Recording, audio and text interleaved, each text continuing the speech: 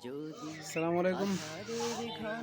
হযরত আলী রাদিয়াল্লাহু আনহু একটা কথা বলছে যে তোমরা যৌবনের প্রতারণায় পড়ে পাপ কাজ করো না, কারণ এই যৌবন একদিন শেষ হয়ে যাব, তোমাদের পাপটা পাপের খাতায় ঠিকই থেকে যাবে।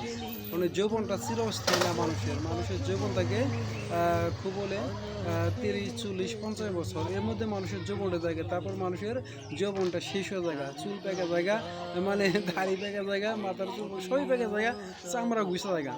তে আমি একটা কথা বলতে চাই যে সমাজের মধ্যে যে পরিমাণ মানে নর্তকী নষ্টামি, মানে এগুলা যে বাড়ছে, নষ্টামি নর্তকগুলি মানে পরক্রিয়া যে বাড়ছে, মানে তা 5 বছর 10 বছর আগে এগুলো ছিল না।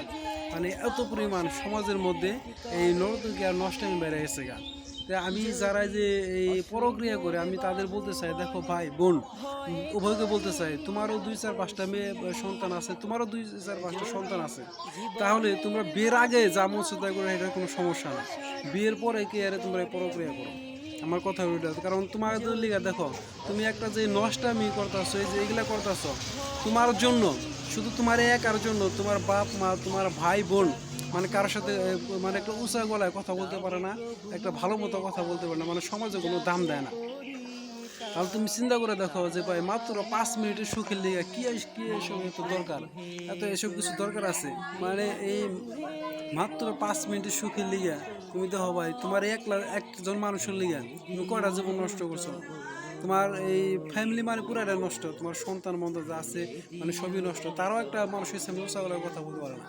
তে আমি একটা কথা বলতে চাই, যে রাস্তাঘাটে যদি একটা শিয়াল কুকুর মানে গরু ছাগল যাই কিছু পরে থাকুক মরে থাকুক, সেটা খুবলে মানে 10, 15 দিন 20 দিন এটা মানে গন্ধ ছড়ায়, তারপরেও কিন্তু এটা গন্ধ শেষ হয়ে যায়, যে কোনোভাবে এটা শেষ হয়ে যায়।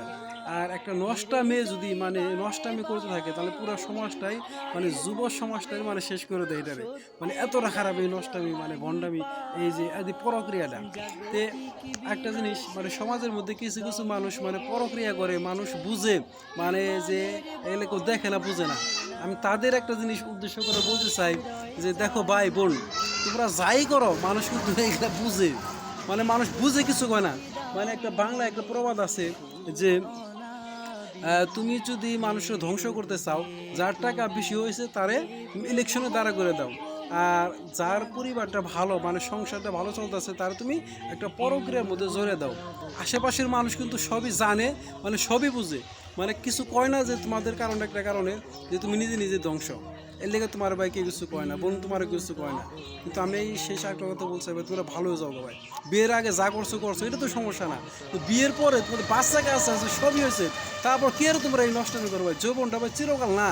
দেখো ভাই মানুষের একটা যৌবন কয়দিন থাকে, মানুষের 20 বছর 30 বছর 40 বছর, হাইস্ট গেলে 50 বছর, এর মধ্যে কি তার যৌবনটা শেষ হয়ে জায়গা, তার চেহারাটা গুছা জায়গা, মানে চামড়া গুছা জায়গা, চুল সাদা পাকা, মানে কত ইয়ে জায়গা, মানে নানা রোগ ধরে তার মানে যৌবনটা সবই শেষ তার। তো ভাই আমি একটা কথা বলছি, জীবনটা চিরস্থায়ী না, মানে যৌবনটা এই জীবনটা চিরস্থায়ী না, মানুষ বাঁচে কয়কাল এই 60, 70, 80 এর উপরে বাঁচে না। তো তোমার এই একলা কারণে, তোমার একটা কারণে মানে তোমার পরিবারটা শেষ হয়ে যায়, তো বাইকগুলোর মধ্যে কিছু নাই।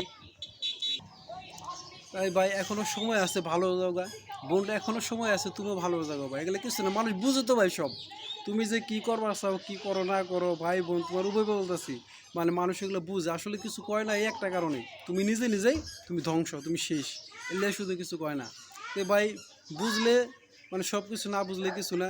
আর এগুলা সুখ মাত্র 5 মিনিটের সুখ ভাই, মানে ক্ষীর বেশি স্বাদ লাগে না, ক্ষীর একবার ছাড়া 2 বার 3 বার খেলে আবুক লেগে যায় ভাই, বেশি আর কিছু বললাম না। ওকে, ভালো থেকো সবাই, আসসালামু আলাইকুম, আল্লাহ হাফেজ।